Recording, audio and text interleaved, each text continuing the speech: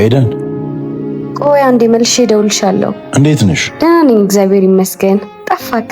አዎ ያሟል እንዴ? ደህና ነሽ? ግን ደህና ነኝ።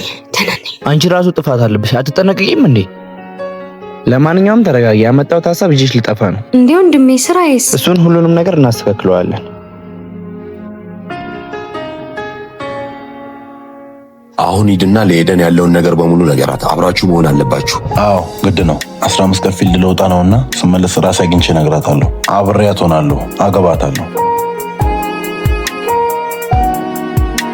በቤተሰቦቻችን ጨክነን ጥለናቸው ልንጠፋ ነው? እነሱም ጨክነው ለማታውቂ ሰው ልጅ ነው። ምን ይገርማል? ነይ አሁን እንሂድ። አንተ ሳትነግረኝ መጣ እንዴ? ገና 20 ደቂቃ ከመጣው እና እንዴት ነው ተሳካለህ? አዎ እንግዲህ ያኛው ተሳክቷል። አሁን የኤደን ጉዳይ ነው የቀረው። ሄጄ አወራታለሁኝ። እስኪ በጣም አሪፍ ይቅናክ። እንግዲህ ያለውን ነገር አሳውቃለሁ። አይ እኔ ደስተኛ ነኝ በሁሉም ነገር። ኤደን ቆይ አንዴ መልሼ እደውልልሻለሁ። እንዴት ነሽ? ደህና ነኝ እግዚአብሔር ይመስገን። ጠፋክ? አዎ ለስራ ጉዳይ ወጣ ብዬ ነበር። አሁን መግባቴ ነው። ኦኬ አሪፍ ነው። ስለባለፈው ጉዳይ ላወራሽ ነበር። ያው እኔና አንቺን ያተዋወቀን ቤተሰብ ነው። አንቺ መተሽ እንጋባለን ስትይ እኔ ግን በተቃራኒው አልፈልግም ስልሽ ነበር። አሁን ግን ሐሳቤን ቀይሬያለሁ። እናም ስላንቺ ሳስብ ነበር። ቤተሰብ ባመጣው ሐሳብ ምክንያት ብዙ ነገር አይቻለሁ። የምትሆነኝን ሴትም አግኝቻለሁ እና የእኔ ዕጣ ፈንታ አንቺ ነሽ።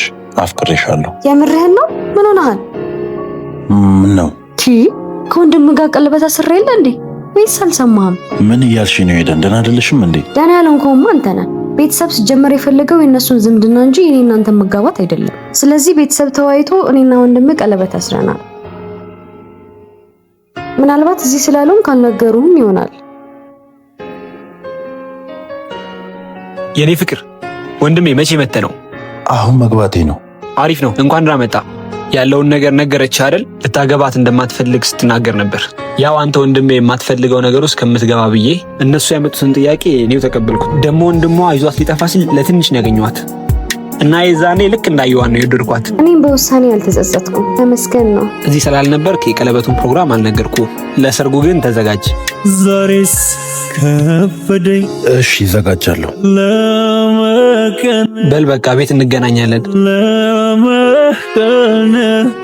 ቆሞ የሚሄድ ሆኛለው በድነ ሆንኩልሽ በድነ